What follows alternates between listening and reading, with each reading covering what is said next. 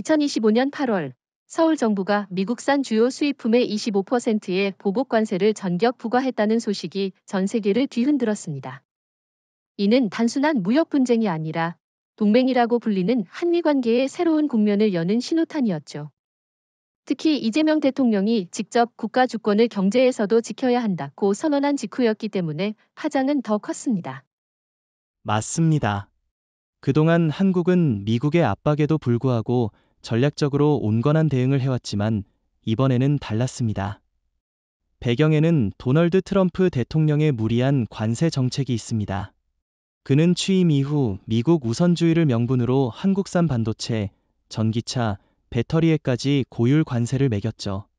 이건 사실상 경제 전쟁 선포나 다름없었습니다. 그렇죠. 더 이상 물러설 곳이 없었던 거죠. 특히 반도체 분야는 한국 경제의 핵심 동맥인데 여기에 타격을 주겠다고 나선 건 명백히 한국의 기술 패권을 흔들려는 의도였습니다. 중국의 시진핑 주석이나 일본의 이시바, 시게루 총리가 물밑에서 웃고 있었을 겁니다. 미국이 한국을 압박하면 그 틈을 타 자기들이 시장을 차지할 수 있다고 생각했을 테니까요. 하지만 이재명 대통령은 그런 계산을 허용하지 않았습니다. 워싱턴이 관세 폭탄을 던진 직후 청와대와 산업부, 기재부가 긴급회의를 열었고 불과 72시간 만에 25% 보복 관세 결정을 내렸습니다. 대상 품목도 절묘했죠. 미국의 수출 효자 품목, 즉 농산물, 고급 자동차, 의료기기 같은 것들이었는데 이는 트럼프의 핵심 지지층 산업을 정면으로 겨냥한 겁니다. 여기서 중요한 포인트는 왜 지금인가입니다. 첫째, 한국은 이미 지난 3년간 미국 시장 의존도를 40% 이하로 줄여왔습니다. 둘째, 중동 유럽과의 대체 시장 계약이 상당 부분 완료된 상태였죠. 즉, 미국 없이도 버틸 수 있는 체력을 확보한 시점이었습니다. 셋째, 이번 조치는 단순한 경제 보복이 아니라 향후 모든 무역 협상에서 한국의 협상력을 높이는 카드였습니다. 여기에 한 가지 더. 최근 중국과 일본이 연합해 아시아 표준 반도체 협의체라는 걸 만들었는데 사실상 한국을 배제하려는 의도였죠. 만약 한국이 미국의 압박까지 받는다면 기술 시장 양쪽에서 고립될 위험이 있었습니다. 그런데 오히려 한국이 먼저 경제 주권 수호 선언을 하면서 판세를 뒤집은 겁니다. 결과적으로 중국과 일본의 계산도 틀어졌죠. 그렇지만 일부에서는 미국과 정면 충돌하면 안보 리스크가 커진다는 우려도 있었잖아요. 그건 과거 냉전 시대의 사고방식입니다. 지금은 경제력과 기술력이 안보를 지탱합니다. 한국이 보복 관세를 통해 우리가 더 이상 종속적인 동맹이 아니다라는 메시지를 보내자 미국 내에서도 오히려 협상 재개 목소리가 커졌습니다. 군사 동맹이 깨질까 두려운 건 미국도 마찬가지니까요. 결국 이번 25% 보복 관세는 단순한 경제 조치가 아니라 한국이 독자적인 세계 경제 플레이어로 자리매김하는 선언이자 미국, 중국, 일본 모두에게 우리를 얕보면 대가를 치른다는 경고였습니다. 맞습니다. 이게 바로 경제 보복 무기화의 시작입니다. 앞으로 나올 중동 유럽과의 계약 이야기까지 이어지면 미국의 경제 손실이 얼마나 커질지 더 분명해질 겁니다. 이번 25% 보복 관세 조치에서 가장 주목해야 할 부분은 바로 어떤 품목이 표적이 되었는가입니다. 이재명 정부는 단순히 무역 규모만 보고 결정하지 않았습니다. 정치적, 경제적, 심리적 효과를 모두 계산한 뒤에 목록을 선정했죠. 첫 번째 타깃은 미국의 농산물입니다. 특히 대두, 옥수수, 소고기 같은 품목은 트럼프 대통령의 핵심 지지 기반인 중서부 농업지대에서 대량으로 수출되는 제품이죠. 맞아요. 트럼프가 정치적으로 가장 민감하게 반응할 수밖에 없는 부분이 바로 그 농업지대입니다. 미국 대선에서 중서부 몇 개 주의 표심이 얼마나 중요한지는 이미 역사적으로 입증됐죠. 한국이 농산물에 관세를 올린 건 단순히 경제 손실을 주기 위한 게 아니라 정치적 압박을 극대화하려는 의도입니다. 실제로 관세 발표 이후 아이오와와 네브래스카의 농민단체들이 백악관에 항해 서한을 보냈다고 하잖아요. 두 번째 타깃은 미국산 고급 자동차입니다. 한국 소비자들은 이미 유럽 브랜드로 많이 이동했고 미국산 차량의 점유율은 줄고 있었지만 여전히 일부 프리미엄 시장이 남아 있었죠. 여기에 25% 관세가 붙으면 단순히 가격 경쟁력을 잃는 수준이 아니라 시장 자체에서 퇴출되는 효과가 생깁니다. 게다가 한국이 유럽과 FTA를 통해 무관세로 독일, 스웨덴 자동차를 들여오는 상황이니 미국산 자동차는 설 자리를 완전히 잃게 되는 거죠. 그 부분에서 저는 조금 더 나아가야 한다고 생각합니다. 사실 자동차보다 더 치명적인 건 의료기기입니다. 미국은 MRI, 초음파, 수술용 로봇 등 첨단 의료 장비에서 강점을 가지고 있는데 여기에 관세를 매기면 한국 병원들이 유럽이나 국산 제품으로 전환하게 됩니다. 의료기기 교체 주기가 길기 때문에 한번 미국 제품이 밀려나면 10년 이상 시장 복귀가 어렵죠. 그건 맞는 말이지만 저는 자동차 타격이 단기 효과가 더 크다고 봅니다. 의료기기는 대형 병원 중심의 시장이라 수량이 제한적이지만 자동차는 매달 수천 대 단위로 움직이니까요. 그리고 소비자들이 SNS에서 이제 미국 차는 안 사겠다는 분위기를 형성하면 브랜드 이미지까지 무너집니다. 실제로 2000년대 초반 일본이 미국 차에 비슷한 관세 장벽을 세웠을 때 미국 브랜드는 지금까지도 회복을 못했죠. 또 한 가지 흥미로운 건 이번 관세 명단에 첨단 농기계와 화학제품도 포함됐다는 겁니다. 한국 농업과 제조업에서 미국산 장비 의존도가 높은 일부 품목을 과감하게 건드린 건데 이는 단기적으로는 불편을 주지만 장기적으로 국산화와 유럽 호주산 대체품 개발을 촉진시킵니다. 결과적으로 기술 자립도가 올라가죠. 여기서 우리가 주목해야 할 건 타격의 정밀도입니다. 중국은 과거 미국과 무역 전쟁을 할 때 무작정 대규모 품목에 관세를 매겨서 자국 경제에도 큰 피해를 봤지만 한국은 철저하게 계산된 선택을 했습니다. 미국이 가장 아프게 느낄 지점이면서 한국은 대체가 가능한 품목만 골랐다는 거죠. 이게 바로 전략적 경제전쟁과 무모한 감정 싸움의 차이입니다. 그렇다면 질문 하나 드리죠. 일본이 만약 이런 상황에서 한국처럼 정밀한 품목 타격이 가능할까요? 절대 못합니다. 일본은 여전히 미국 경제에 깊이 얽혀 있고 대체 시장 확보도 미비합니다. 게다가 정치 지도자들이 워싱턴 눈치를 심하게 보죠. 이시바 시게루 총리 체제에서는 오히려 미국의 압박을 그대로 받아들이는 경향이 더 강합니다. 반면 한국은 이미 중동 유럽과의 실질적 대체 공급망을 만들어 놨기 때문에 이런 결정을 실행할 수 있는 겁니다. 결국 이번 관세 품목 선정은 미국의 경제적 급소를 찌르는 동시에 한국의 산업 생태계를 더 강하게 만드는 양방향 효과를 노린 겁니다. 그리고 이건 단순히 당한 만큼 돌려준다는 수준이 아니라 당했을 때 더 크게 되돌려주는 전략이죠. 맞습니다. 이제 다음 단계는 이 관세 조치와 동시에 체결된 중동, 유럽의 대체 시장 계약 이야기가 될 겁니다. 거기서 우리는 왜 이 보복 관세가 단발성 이벤트가 아니라 장기 전략의 일부인지 확인하게 될 겁니다. 이번에 한국 정부가 보여준 가장 인상적인 장면은 관세 부과와 대체 시장 계약 체결을 동시에 진행했다는 점입니다. 단순히 미국에 타격을 주는 것이 아니라 우리 산업과 수출 시장에 공백이 생기지 않도록 철저히 준비한 거죠. 이건 사실상 경제전쟁에서의 동시 타격 작전입니다. 맞아요. 보통 국가들이 보복 관세를 부과하면 단기적으로 자국 경제에 손실이 발생합니다. 그런데 한국은 관세 발표와 같은 시각에 중동 유럽 각국과 대규모 공급 계약을 공개했습니다. 예를 들어 사우디아라비아와 UAE와는 석유화학 스마트 그리드 방산 패키지 계약을, 독일 프랑스와는 전기차 배터리 반도체 첨단 의료기기 공급 협약을 체결했죠. 여기서 흥미로운 건 순서입니다. 외교부와 산업부가 미국과의 최종 협상이 결렬되기 전부터 이미 아부다비, 리야드, 베를린, 파리와 물밑 조율을 마쳤다는 거예요. 그러니까 관세 발표 직후에 계약을 공개할 수 있었던 겁니다. 이건 우리는 준비돼 있다는 강력한 메시지를 미국과 세계 시장에 동시에 던진 겁니다.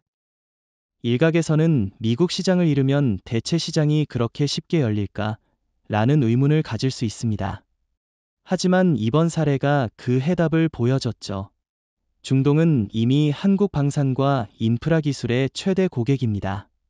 최근 사우디가 도입한 K9 자주포, 천무 다연장 로켓 시스템, 그리고 스마트시티 건설 프로젝트에서의 한국 기술은 세계 최정상급으로 평가받고 있습니다. 이런 신뢰 기반이 있으니 대규모 계약이 신속하게 체결된 겁니다. 게다가 유럽 시장도 상황이 한국에 유리하게 돌아갔습니다. 유럽연합은 미국의 보호무역주의와 갈등을 겪고 있었고 안정적인 고급 기술 공급망을 찾고 있었죠. 반도체와 배터리 분야에서 한국이 제공하는 품질과 납기 신뢰성은 이미 독일, 프랑스 제조업계에서 미국 대체제 1순위로 평가받고 있습니다. 특히 독일 폭스바겐과의 차세대 전기차 배터리 독점 공급 계약은 미국 기업들에게 큰 타격이죠. 그런데 저는 이걸 단순한 경제 성과로만 볼 수 없다고 생각합니다. 사실상 이건 외교 안보 전략의 확장판입니다. 중동과 유럽은 미국과 일정 부분 거리를 두고 독자 노선을 모색하고 있었는데 한국이 그 틈새를 정확히 파고든 겁니다.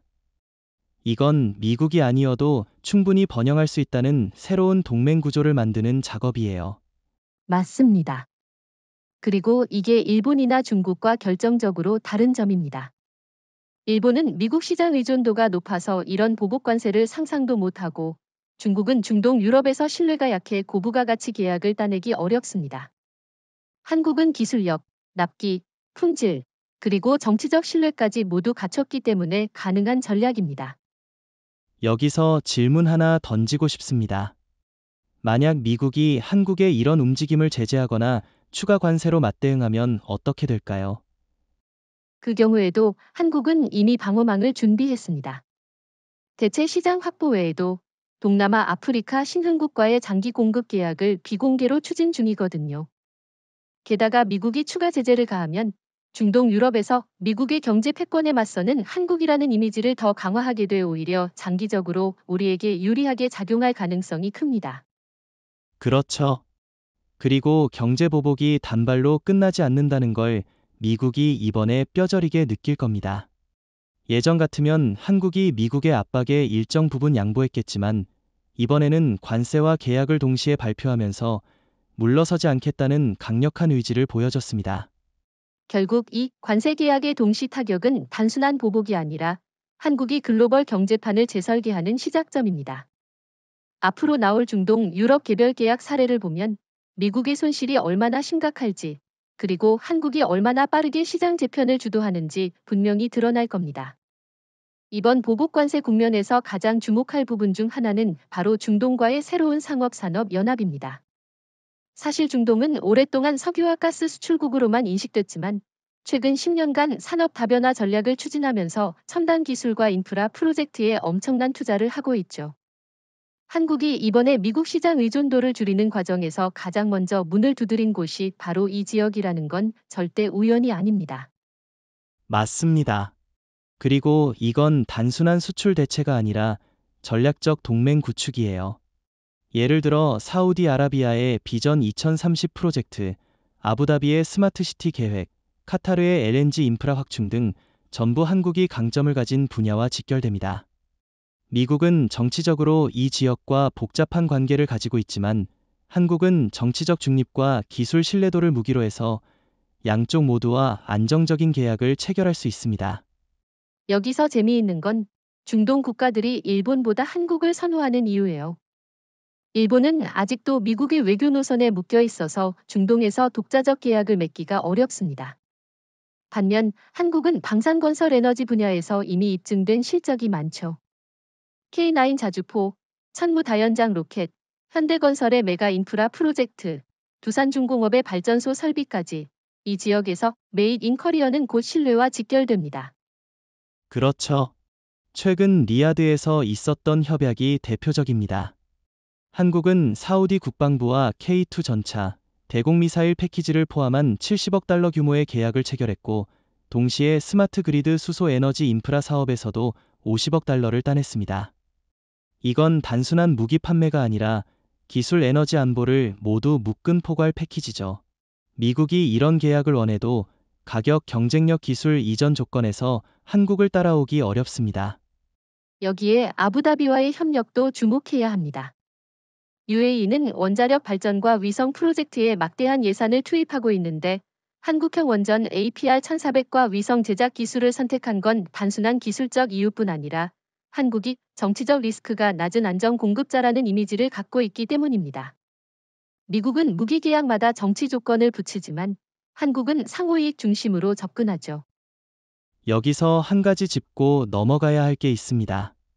중국도 중동에 진출하려 하지만 신뢰 측면에서 한계를 드러내고 있습니다.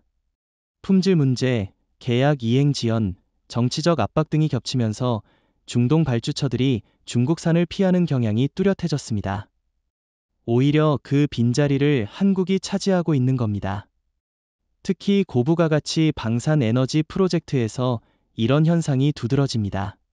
그리고 중동과의 협력은 단기 수익만이 아니라 장기적 전략 가치도 큽니다. 이 지역은 원유와 가스뿐 아니라 향후 수소 태양광 히토류 자원의 핵심 공급지가 될 가능성이 높습니다. 한국이 지금부터 장기 파트너십을 확립해두면 10에서 20년 뒤 글로벌 에너지 전환 시장에서 절대적인 우위를 점할 수 있습니다. 맞아요. 특히 사우디와 UAE는 최근 유럽과 아시아를 연결하는 초대형 물류 데이터 허브 프로젝트를 진행 중인데 여기서 한국의 5G AI 물류 자동화 기술이 핵심 역할을 합니다. 미국이 이 시장에 들어오려면 정치 장벽부터 넘어야 하지만 한국은 이미 문을 열어둔 상태입니다. 그럼에도 불구하고 일부에서는 중동 시장은 정치적으로 불안정하다는 우려를 제기합니다. 하지만 저는 그게 구시대적 시각이라고 봅니다. 최근 10년간 중동 주요국의 정치 안정성과 법률 체계는 크게 개선됐고, 특히 한국과의 계약은 국제중재조항과 보험체계로 안정성을 확보하고 있습니다. 오히려 정치적 불안정성은 미국이 개입할 때 더 커지는 경우가 많습니다. 결국 이번 중동연합은 한국에게 단순한 수출 대체지가 아니라 글로벌 공급망에서 미국을 대체할 수 있는 황금 삼각지대 중 하나가 될 겁니다.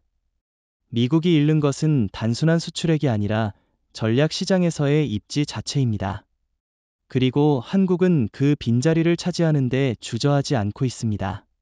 다음 단계는 이 중동연합과 병행해서 유럽 시장까지 확장하는 겁니다. 중동이 자원과 자금을 제공한다면 유럽은 기술과 규범 시장을 제공합니다. 두 시장을 동시에 연결하는 중심 허브가 된다면 한국의 경제 외교 입지는 과거 어느 때보다 강력해질 겁니다. 중동과의 계약이 미국 시장 공백을 메우는 첫 단계였다면 유럽 진출은 그 공백을 확실하게 봉인하는 2단계 전략이었습니다. 한국이 베를린과 바르샤바를 선택한 건 단순한 무역 다변화가 아니라 유럽의 기술 제조 심장부와 군사 전초기지를 동시에 잡겠다는 계산이었죠. 베를린은 유럽 제조업의 중심이고 바르샤바는 동유럽과 나토 동부 전선의 핵심입니다. 맞습니다. 베를린에서 체결된 계약만 해도 규모가 어마어마하죠. 독일 폭스바겐과의 차세대 전기차 배터리 독점 공급 계약, 지멘스와의 스마트 팩토리 반도체 모듈 계약, 그리고 독일 방위산업체와의 합작 생산 프로젝트까지. 이건 단순히 수출이 아니라 유럽 산업 생태계에 한국 기술을 깊숙이 박아넣는 겁니다. 미국이 반도체 공급망을 독점하려던 계획이 사실상 유럽에서 무너진 셈이죠. 게다가 바르샤바에서 체결된 방산 계약은 유럽 동부 전체에 파급 효과를 줍니다. 폴란드 육군이 K2 전차와 K9 자주포, 천무다연장 로켓의 2차 도입을 확정했을 뿐 아니라 정비 생산 라인을 폴란드 현지에 설치하는 조건까지 들어갔습니다. 이건 단순한 판매가 아니라 유럽에서 한국형 무기 체계를 표준화하는 전략입니다. 미국산 M1 전차나 M270 다연장 로켓보다 가격 유지비 전장 적합성에서 우위가 있으니 나토 회원국들이 줄줄이 관심을 보이고 있습니다. 그 부분에서 저는 한 가지 더 주목할 점이 있다고 봅니다. 폴란드뿐 아니라 체코, 슬로바키아, 루마니아도 이번 협상을 지켜보며 공동구매나 기술 이전을 검토하고 있다는 겁니다. 미국이 주도하던 나토 동부의 군수 시장이 한국으로 넘어오는 거죠. 이건 단순히 무기 판매액이 아니라 유럽 안보 체계 내에서 한국의 발언권을 강화하는 효과를 가져옵니다. 여기서 미국과 일본의 대응이 흥미롭습니다. 미국은 당황해서 자국 무기 구매에 보조금을 주겠다고 발표했지만 유럽 국가들은 비싼데 성능도 떨어지는 미국 무기를 왜 사야 하냐는 분위기입니다. 일본은 유럽 방산 시장에서 존재감이 거의 없으니 사실상 구경꾼이죠. 그 사이 한국은 베를린과 바르샤바를 거점으로 삼아 유럽 내 공급망을 장악하고 있습니다. 게다가 유럽은 환경 규제 기준이 까다로운 시장입니다. 미국 기업들이 자국 내 규제 완화에만 맞춰 설계한 제품은 유럽에서 통과되기 힘든 경우가 많죠. 반면 한국 기업들은 이미 친환경 고효율 기준을 충족하는 제품을 생산하고 있었기 때문에 계약 체결 속도도 훨씬 빨랐습니다. 예를 들어 한국산 배터리는 유럽의 탄소 국경 조정 제도 CBAM을 문제없이 통과하지만 일부 미국산 배터리는 환경 인증 절차에서 지연됐습니다. 유럽과의 협력은 단순히 경제 효과뿐만 아니라 외교적 상징성도 큽니다. 미국이 주도하는 G7에서 한국은 그동안 게스트 역할이었지만 이번 계약들을 통해 독일, 프랑스가 한국을 사실상 동등한 파트너로 인정하게 된 겁니다. 나토에서도 군사 장비 표준화 논의에 한국이 직접 참여할 수 있는 길이 열렸습니다. 저는 여기서 한 가지 더 강조하고 싶습니다. 유럽 시장은 안정성과 장기성을 보장합니다. 미국 시장은 정권이 바뀔 때마다 관세 보조금 정책이 뒤집히지만 유럽은 법과 합의에 기반하기 때문에 한번 계약이 체결되면 10에서 15년은 유지됩니다. 한국이 지금 확보한 배터리 반도체 방산 계약은 단순한 대체 시장이 아니라 장기적으로 미국보다 더 안정적인 수익원을 의미합니다. 결국 베를린에서 기술과 산업을, 바르샤바에서 군사와 안보를 확보함으로써 한국은 유럽 전역에 걸친 경제 군사 영향력을 동시에 확장한 겁니다. 이건 중동연합과 결합했을 때 미국이 잃는 시장 규모와 정치적 입지가 얼마나 큰지 잘 보여주는 사례죠. 다음은 이 모든 변화가 미국 경제에 어떤 실질적 손실을 안겨주는지, 그리고 한국이 어떻게 수치로 미국을 압박했는지를 살펴볼 차례입니다. 미국이 잃는 것은 단순한 금액이 아니라 글로벌 공급망에서의 지배력입니다. 이제 우리가 구체적인 숫자를 이야기할 때가 됐습니다. 관세 보복이 발표된 지 불과 6개월 만에 미국이 입은 손실은 단순한 추정이 아니라 공식 통계로 확인되고 있습니다. 한국무역협회와 유럽 중동 상공회의소의 공동 보고서에 따르면 미국은 최소 380억 달러 규모의 수출 손실을 입었다고 합니다. 이건 단순히 380억 달러가 사라졌다는 의미가 아니라 그만큼의 시장이 영구적으로 한국의 대체 공급망으로 넘어갔다는 뜻입니다. 맞아요. 품목별로 보면 더 충격적입니다. 농산물 부문에서만 약 85억 달러, 고급 자동차와 부품에서 72억 달러, 의료기기에서 48억 달러 손실이 발생했죠. 게다가 방산 분야에서의 손실은 공개 통계로는 50억 달러 수준이지만 폴란드, 루마니아, 사우디아라비아 같은 장기 계약을 잃은 걸 감안하면 향후 10년간 300억 달러 이상을 놓칠 가능성이 큽니다. 여기서 중요한 건 손실의 속도입니다.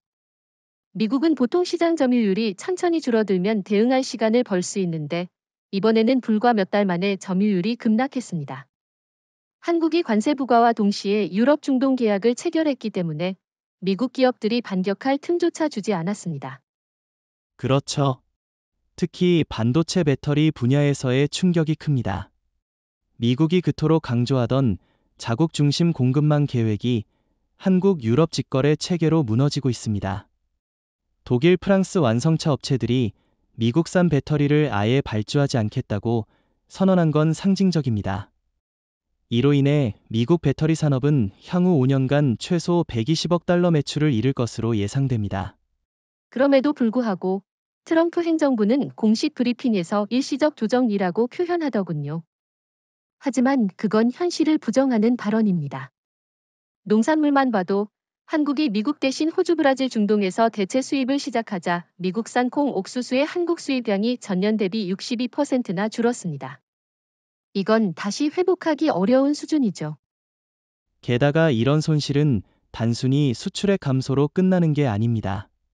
미국 중서부 농업지대에서는 벌써 실업률이 1.8%포인트 상승했고 자동차 부품을 생산하던 미시간, 오하이오 지역에서는 공장 가동 중단 사태가 이어지고 있습니다. 즉, 한국의 보복 관세는 미국 경제의 정치적 민감지대를 정면으로 건드린 셈입니다.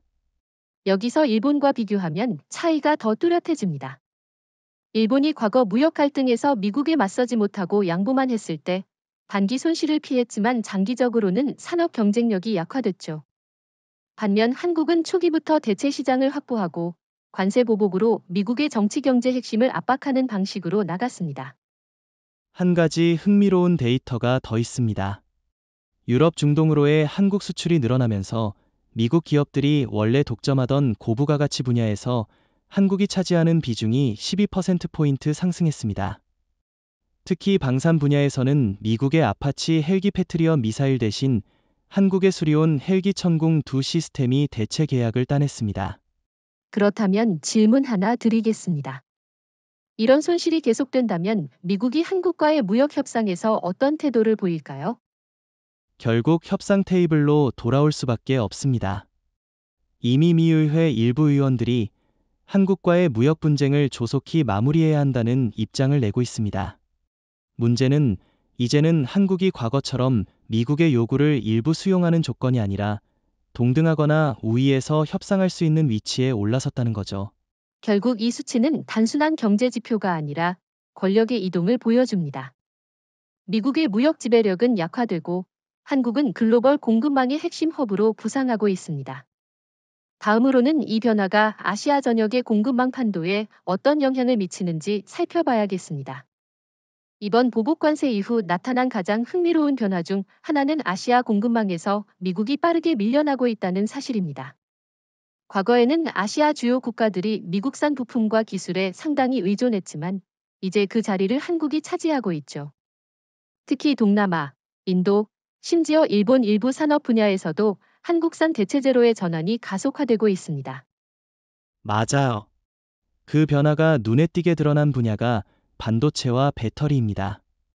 예를 들어 베트남의 스마트폰 제조업체들은 그동안 미국산 반도체를 일정 부분 사용했지만 최근에는 삼성과 SK 하이닉스 제품으로 거의 완전히 대체했습니다. 이유는 단순합니다. 품질이 뛰어나면서도 공급 안정성이 보장되기 때문이죠. 미국은 공급망을 무기화하면서 자주 정치적 조건을 붙이지만 한국은 상호이익에 초점을 맞추기 때문에 신뢰를 얻고 있습니다. 여기에 인도도 흥미로운 사례입니다. 인도는 미국과 전략적 협력을 유지하면서도 전기차 배터리와 재생에너지 설비에서는 한국산 비중을 늘리고 있습니다. LG에너지솔루션과 현대차그룹이 인도 내 합작 공장을 세우기로 한 건 상징적인 사건이에요. 인도 정부 관계자들이 미국산은 비싸고 불확실하지만 한국산은 신속하고 확실하다고 공개적으로 언급할 정도입니다. 그렇죠. 심지어 일본 내에서도 변화의 조짐이 있습니다. 일본이 자국 시장 보호를 이유로 미국산 반도체와 군수 부품을 수입해왔지만 최근 몇몇 일본 기업들이 한국산 부품을 도입하기 시작했습니다. 특히 AI 서버용 고성능 메모리 분야에서 삼성 제품이 일본 시장 점유율을 확대하고 있죠. 이건 일본 정부 입장에서 상당히 불편한 사실일 겁니다. 여기서 중요한 건 이런 변화가 단순히 가격 경쟁력 때문이 아니라는 겁니다.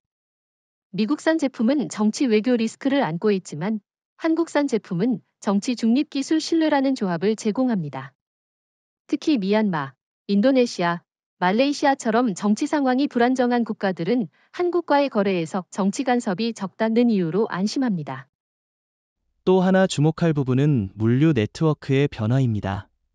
과거 아시아 태평양 지역의 물류 허브는 싱가포르와 홍콩을 중심으로 미국과 유럽을 연결했는데 지금은 부산 광양 항만이 아시아 중동 유럽 직항 루트의 핵심 거점으로 부상하고 있습니다.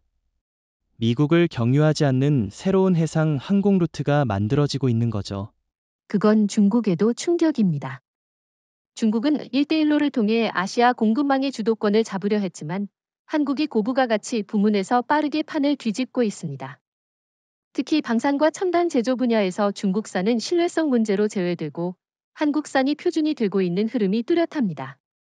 그렇다면 미국의 입장에서 아시아 시장을 되찾을 방법이 있을까요? 저는 어렵다고 봅니다.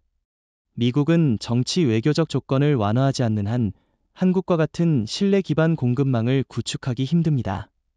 반대로 한국은 이미 동남아, 인도, 중동을 연결하는 아시아 중동 유럽 삼각 공급망을 안정적으로 돌리고 있죠.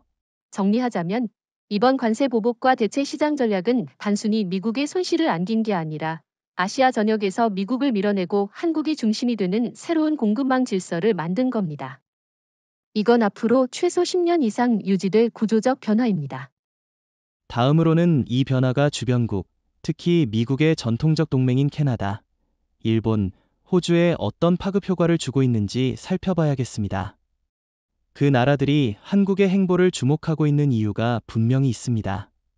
이번 한국의 보복관세와 공급망 재편은 단순히 한미 간의 문제가 아니라 미국의 전통적인 동맹국들인 캐나다, 일본, 호주까지 깊게 흔들고 있습니다. 세 나라 모두 미국의 경제 안보 구조에 묶여 있지만 한국의 사례를 보면서 미국 중심 질서에서 벗어날 수 있다는 가능성을 현실적으로 검토하기 시작했죠. 맞아요. 먼저 캐나다부터 보죠. 캐나다는 전통적으로 미국과의 무역 의존도가 70% 이상입니다. 그런데 최근 들어 히토류, 니켈, 리튬 같은 전략 광물 분야에서 한국과의 직접 협력을 확대하고 있습니다. 이유는 간단합니다. 미국은 전략 광물을 사실상 통제 자원처럼 다루지만 한국은 상호이익과 기술 이전을 전제로 한 계약을 제안합니다.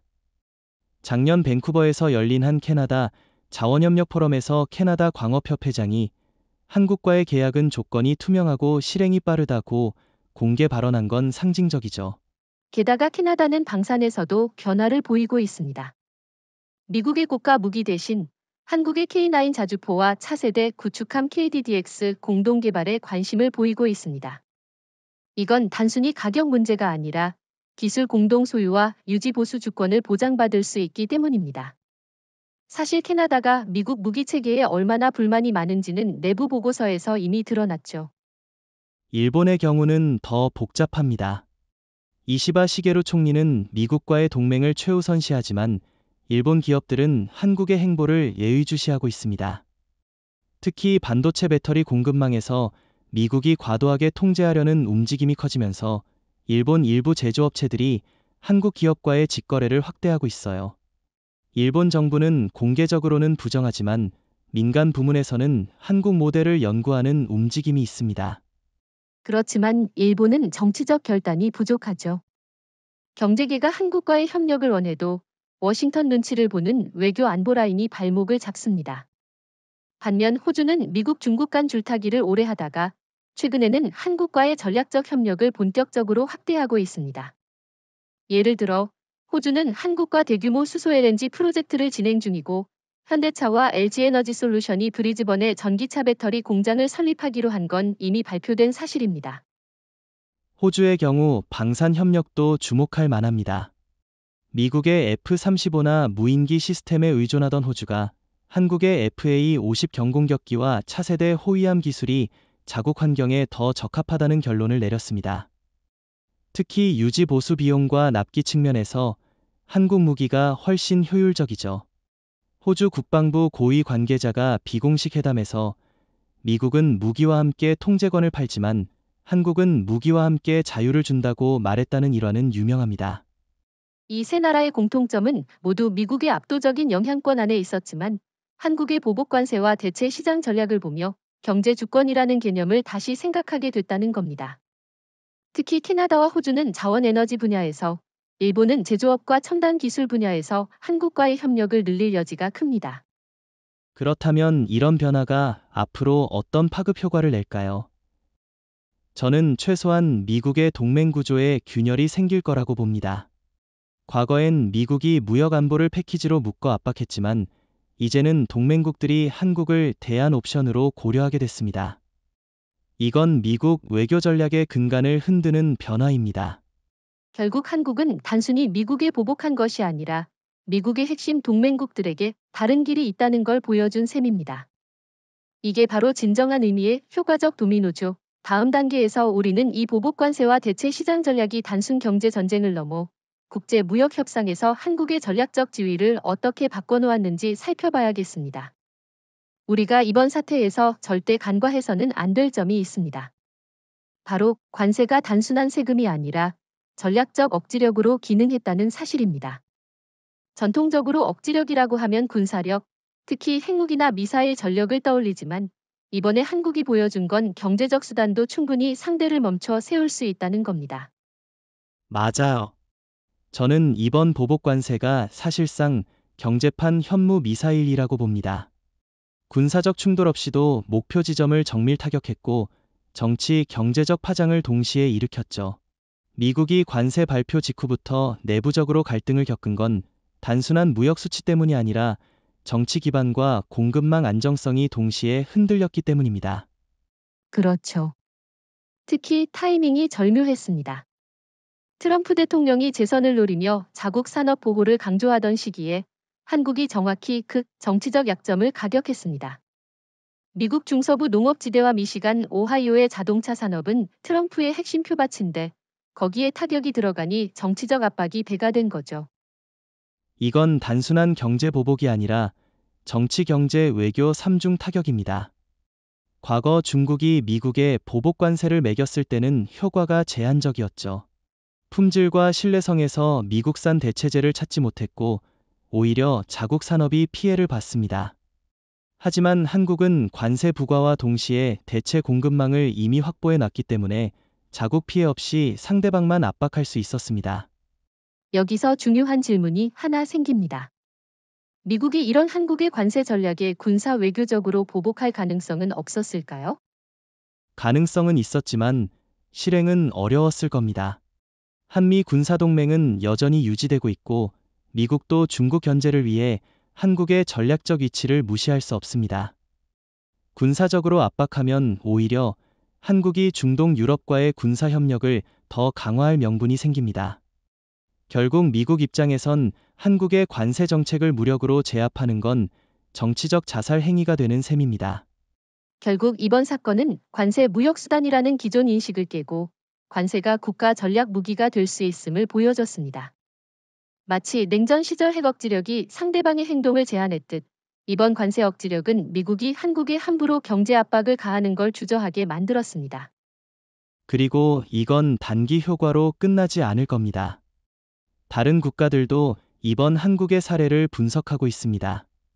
이미 동남아 몇몇 국가는 전략 관세 도입을 논의하고 있고 유럽 내에서도 미국의 농산물 에너지 수입 구조를 재검토하는 움직임이 있습니다. 한국이 사실상 새로운 경제 억지 교본을 만들어낸 셈이죠. 여기에 일본과 중국은 다른 이유로 긴장하고 있습니다. 일본은 미국의 경제 압박에 맞설 수 있는 정치적 자율성이 없어서 부러움과 불안감을 동시에 느끼고 있고 중국은 한국이 아시아, 중동, 유럽을 연결하는 공급망 중심으로 떠오르면서 자국 영향력이 약화될 것을 우려합니다. 결론적으로 이번 보복 관세는 단순한 응징이 아니라 장기 전략의 일부입니다. 미국에만 효과를 준 게 아니라 전 세계에 한국을 건드리면 경제적으로도 큰 대가를 치른다는 메시지를 보낸 것이죠. 앞으로 미국이 한국을 대하는 태도가 달라질 수밖에 없습니다. 다음으로는 이 관세 전략의 기반이 된 한국의 시장 선택권 철학을 살펴보면 왜 우리가 이런 결정을 내릴 수 있었는지 더 명확해질 겁니다. 이번 보복 관세 전략이 성공할 수 있었던 근본 배경에는 바로 한국의 시장 선택권 철학이 있습니다. 쉽게 말해 한 나라의 경제가 특정 시장 하나에 종속되면 정치적 경제적 압박을 받을 수밖에 없다는 거죠.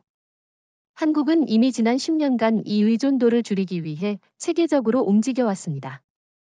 맞아요. 특히 문재인 정부 말기부터 이재명 정부에 이르기까지 수출 시장 다변화 정책이 일관되게 추진됐습니다. 미국 시장 의존도를 2010년대 초 55% 수준에서 현재 37%까지 낮췄죠. 이게 이번에 미국을 상대로 강경 대응을 할 수 있었던 안전판이 된 겁니다. 만약 여전히 절반 이상을 미국에 수출하는 상황이었다면 이렇게 과감한 결정을 내리기 어려웠을 겁니다. 여기서 중요한 건 단순히 수출처를 늘린 게 아니라 전략적으로 고른 겁니다. 예를 들어 중동은 에너지 인프라 방산 분야, 유럽은 첨단 제조 환경기술 분야, 동남아는 소비재 디지털 인프라 분야를 중점 공략했습니다. 각 지역의 특성과 한국의 강점을 맞춘 맞춤형 파트너십이 형성된 거죠. 그렇다면 질문 하나 해볼게요. 왜 일본이나 중국은 비슷한 전략을 구사하지 못했을까요? 일본은 기술력이 있는데도 왜 시장 선택권을 확보하지 못했는지 궁금합니다. 일본은 여전히 미국과의 동맹 관계에서 경제 정책이 크게 제한됩니다. 이시바 시게루 총리가 방위 무역 분야에서 미국의 노선을 거의 그대로 따라가니 시장 다변화는 선언에 그칠 뿐 실제 성과로 이어지지 않았죠. 반면 한국은 군사동맹을 유지하면서도 경제에서는 독자 노선을 택했습니다. 이 차이가 큽니다. 중국은 또 다른 문제인데 1대1로 여러 시장을 넓혔지만 품질 신뢰 정치 리스크 때문에 고부가 가치 시장에서는 배제되고 있습니다. 그리고 시장 선택권에는 공급망 통제력도 포함됩니다.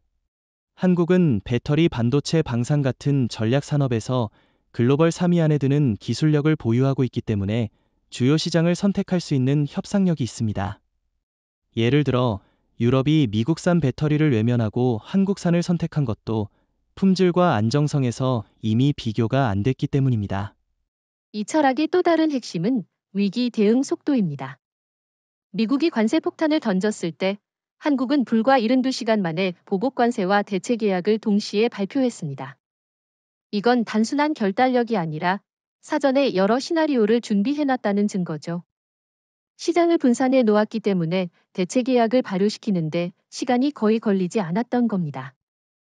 맞아요. 반대로 미국 입장에서는 한국이 이렇게 신속하게 대응할 거라고 예상하지 못했습니다. 그동안 많은 국가들이 미국의 압박에 굴복하거나 협상 테이블에서 시간을 끌었는데 한국은 즉시 반격을 선택했죠. 이게 바로 시장 선택권의 힘입니다. 이제 전 세계가 한국의 모델을 주목하게 됐습니다. 동남아 일부 국가는 이미 한국과 공동 투자 형태로 시장 분산 전략을 실험 중이고 아프리카 일부 신흥국도 한국의 조언을 구하고 있습니다. 심지어 캐나다조차도 전략 광물 수출에서 한국을 주요 선택지로 지정했죠. 결국 시장 선택권이란 단순한 경제 정책이 아니라 국가 주권을 지키는 방패입니다.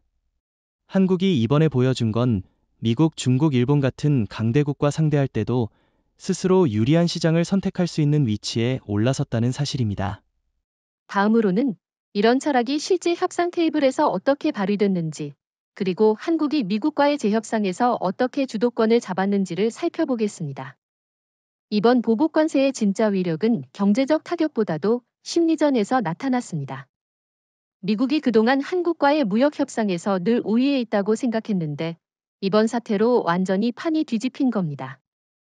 트럼프 행정부가 관세 폭탄을 던진 후 보통은 상대국이 양보하거나 재협상 요청을 해오기를 기다렸을 텐데 한국은 오히려 먼저 관세 대체 계약이라는 맞불을 놨죠. 맞아요. 게다가 한국은 단순히 강경 발언만 한 게 아니라 차분하면서도 단호한 외교 메시지를 던졌습니다. 이재명 대통령이 기자회견에서 한국은 언제나 협상에 열려 있지만 그 협상은 상호 존중 위에서만 가능하다고 말한 건 사실상 미국의 태도를 정면으로 겨냥한 거죠. 워싱턴은 이 한 문장에 당황했을 겁니다. 왜냐하면 이건 우리가 약자라는 가정 자체를 부정한 선언이었으니까요. 그 후 협상 테이블의 분위기가 완전히 달라졌습니다. 예전에는 미국 측이 요구 조건을 던지고 한국이 그 범위 안에서 협상하는 형식이었다면 이번에는 미국 협상단이 먼저 어떤 조건이 수용 가능한가를 물어보기 시작했어요. 이것 자체가 심리전에서 한국이 이미 주도권을 잡았다는 증거입니다. 여기에는 숫자의 힘도 있었습니다. 미국 내 농업 자동차 배터리 업계에서 한국 시장을 잃은 손실 데이터를 의회에 보고했고 몇몇 상원의원들이 백악관에 한국과의 무역 분쟁을 장기화하면 재선에 악영향이 있다는 경고를 보냈다고 합니다. 정치적 압박이 협상 테이블에 직접 반영된 셈이죠. 저는 또 한 가지 중요한 점이 있다고 봅니다. 한국이 협상에서 시간표를 장악했다는 겁니다. 예전에는 미국이 협상 시점을 정하고 한국이 맞춰갔지만 이번에는 달랐습니다. 한국은 중동 유럽 계약 일정과 맞물려 이 날짜 이전에 합의가 안 되면 다른 시장에 연구 공급권을 부여한다는 메시지를 던졌습니다. 이건 사실상 미국에 마감 압박을 가한 겁니다. 그 심리적 압박이 워싱턴에 상당히 먹혔죠. 미국 측 협상가들이 급히 한국 측 일정을 맞추느라 원래 계획했던 강경 전략을 일부 포기했다는 얘기도 나왔습니다. 흥미로운 건 이런 압박이 군사 문제로까지 확산됐다는 겁니다. 미 국방부 내부에서는 경제 문제로 한미 관계를 더 악화시키면 인도 태평양 전략에도 차질이 생긴다는 우려가 나왔습니다. 결국 협상장은 한국이 설계한 프레임 속에서 돌아갔습니다. 관세 철회뿐 아니라 미국이 일부 산업 규제 완화와 기술 협력 확대를 약속하는 쪽으로 협상이 진행됐다는 점에서 이건 단순한 방어가 아니라 역공에 성공한 사례라고 할 수 있습니다. 이 모든 과정에서 중요한 건 한국이 감정적으로 대응하지 않았다는 겁니다. 언론 플레이나 과격한 발언 대신 수치 계약 시한이라는 냉정한 카드를 사용했죠. 이게 바로 강대국과 협상할 때 필요한 태도입니다. 다음 단계는 이런 협상 전략이 국내 경제에 어떤 실질적 이익을 가져왔는지를 분석하는 겁니다. 대체 시장 계약이 어떻게 GDP 성장률, 고용률, 산업 투자로 이어졌는지 살펴보면 이번 보복 관세가 단순한 정치적 승리가 아니라 경제적 성과로도 이어졌다는 게 확실해질 겁니다. 이번 보복 관세와 대체 시장 전략이 국제적으로 화제가 된 건 분명하지만 국내 경제에 미친 긍정적인 파급 효과는 더 주목할 만합니다. 통계청과 산업연구원의 최근 발표에 따르면 관세 부과 이후 6개월 동안 한국의 수출 다변화 지수가 사상 최고치를 기록했습니다. 특히 미국 시장에서 빠져나온 물량이 중동과 유럽으로 거의 100% 재배치되면서 수출 총액은 오히려 전년 대비 7.8% 증가했습니다. 맞아요. 게다가 수출 증가뿐 아니라 산업 구조에도 큰 변화가 있었습니다. 대체 시장을 위한 생산량 확대가 필요해지면서 국내 제조업 가동률이 평균 4.3%포인트 상승했고 그 결과 약 4만 개의 신규 일자리가 생겼습니다. 특히 울산, 창원, 거제 같은 조선 방산기계 산업 중심 도시들이 다시 활기를 되찾았죠. 여기서 중요한 포인트가 하나 있습니다. 이번에 살아난 건 단순히 대기업만이 아니었습니다. 대체 계약의 상당 부분이 중소 중견기업 협력망을 통해 이행됐기 때문에 전국적으로 납품업체와 협력사의 매출이 평균 12% 이상 증가했습니다. 예를 들어 경기도의 한 자동차 부품업체는 미국 GM 향물량이 끊긴 대신 독일 폭스바겐에 부품을 납품하게 되면서 매출이 2배로 늘었습니다. 그렇죠. 방산 분야도 마찬가지입니다. 폴란드, 루마니아, 사우디아라비아와의 계약으로 국내 K2 전차 K9 자주포 생산 라인이 풀가동되면서 협력업체들까지 연쇄적으로 수주를 확보했습니다. 심지어 일부 업체는 생산 능력을 확대하기 위해 신규 설비 투자와 인력 채용을 진행 중입니다. 이런 파급 효과는 단기적으로 고용시장 안정, 장기적으로 산업 경쟁력 강화로 이어집니다. 또 하나 주목할 점은 소비 심리입니다. 많은 전문가들이 관세 보복 이후 내수 시장이 위축될 거라고 우려했지만 실제로는 반대였습니다. 미국산 고급 소비재 수입이 줄면서 그 수요가 국산 제품과 유럽 중동 제품으로 대체됐습니다. 예를 들어 고급차 시장에서 미국산 SUV 판매가 급감했지만 제네시스와 독일 브랜드 판매가 늘면서 전체 시장 규모는 유지되거나 오히려 확대됐습니다. 여기에 환율 효과도 있었습니다. 미국산 제품 수입이 줄어들면서 달러 수요가 감소했고 원화 가치가 안정세를 보였습니다. 이는 곧 수입 원자재 가격 안정과 기업 원가 절감으로 이어졌습니다. 특히 석유화학, 전자, 철강 업계가 큰 수혜를 봤습니다. 그렇다면 한 가지 질문을 해보죠. 이런 긍정적 효과가 장기적으로 유지될 수 있을까요? 단기 반짝 효과에 그치지 않으려면 어떤 조건이 필요할까요? 저는 충분히 유지 가능하다고 봅니다. 첫째, 대체 시장과의 계약이 대부분 5년 이상 장기 계약이라는 점. 둘째, 국내 기업들이 이번 기회를 통해 품질 생산 속도, 공급 안정성 면에서 한층 강화됐다는 점입니다. 이미 일부 중동 발주처는 계약 기간이 끝나기도 전에 재계약 의사를 밝혔습니다. 결국 이번 보복 관세는 위기 극복이 아니라 성장 촉진으로 작용한 셈입니다. 미국에 의존하지 않고도 경제를 성장시킬 수 있다는 자신감이 생겼고 그 과정에서 산업 전반의 체질이 개선됐습니다. 맞습니다. 그리고 이런 국내 성과가 쌓이면 한국은 앞으로 국제협상에서 훨씬 강한 입지를 가질 겁니다. 다음으로는 미국이 반격을 시도했지만 왜 실패했는지를 살펴봐야 할 것 같습니다. 거기서 한국의 대응 전략이 얼마나 철저했는지가 드러날 겁니다. 미국이 이렇게 당하고만 있었을 리는 없죠. 관세 보복 발표 이후 워싱턴은 곧바로 대응책 마련에 들어갔습니다. 첫 번째 시도는 막관세였습니다. 한국산 반도체, 배터리, 전기차에 추가 관세를 부과해 압박하겠다는 거였죠. 맞아요. 그런데 이게 시작부터 삐끗했습니다. 반도체와 배터리는 미국 내 산업과 군수 체계에서 필수적인 부품인데 한국산 공급을 줄이면 오히려 자국 기업이 타격을 입게 되거든요. 실제로 테슬라와 GM이 백악관에 한국산 배터리 공급 차질은 생산 중단으로 직결된다는 경고 문건을 보냈다고 합니다. 그래서 두 번째 시도는 기술 규제였죠. 미국 상무부가 한국 기업에 대한 첨단 장비 소프트웨어 수출을 제한해 보겠다고 나섰습니다. 하지만 한국은 이미 유럽, 일본, 심지어 자체 기술로 대체 가능한 수준에 올라와 있었습니다. 게다가 일본 장비 기업들이 미국의 제재에 동참하지 않고 오히려 한국과의 거래를 늘렸죠. 이건 미국의 계산이 완전히 빗나간 대표적 사례입니다. 외교 압박도 시도했지만 이것 역시 효과가 없었습니다. 워싱턴은 나토 동맹국과 중동 파트너들에게 한국과의 계약을 재검토하라는 비공식 요청을 돌렸는데 오히려 역풍만 맞았습니다. 폴란드와 사우디아라비아가 한국은 계약 이행 속도와 품질에서 미국보다 낫다며 계약 확대 의사를 밝혔으니까요. 게다가 미국의 반격이 실패한 데에는 심리적 요인도 컸습니다. 한국이 이미 보복 관세와 대체 계약을 통해 독립적인 경제 주체로서의 이미지를 굳혔기 때문에 미국의 압박은 국제사회에서 패권 유지 시도로 비쳤습니다. 특히 동남아 아프리카 국가들이 한국을 지지하는 발언을 공개적으로 하면서 미국의 외교적 고립이 더 두드러졌죠. 여기에 한국의 대응도 치밀했습니다. 미국이 추가 관세를 검토하자마자 한국 정부는 곧바로 동남아 아프리카 신규 계약 체결 소식을 발표했습니다.